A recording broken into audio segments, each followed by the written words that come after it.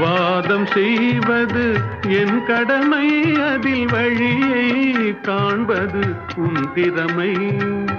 வாதம் செய்வது என் கடமை, அதில் வழியை காண்பது உன் திறமை. கண்டேன் கண்டது நல்ல வழி, அது காதலன் உடனே செல்லும் வழி. கண்டேன் கண்டது நல்ல வழி, அது காதலன் உடனே செல்லும் வழி. சொன்னேன் பல முறை யாசிக்கிறாய், நீ சொன்னதை நானும் யோசிக்கிறேன். ஒருத்தி ஒருவனை நினைத்து விட்டால் அந்த உறவுக்கு பெயர் என்ன? காதல்.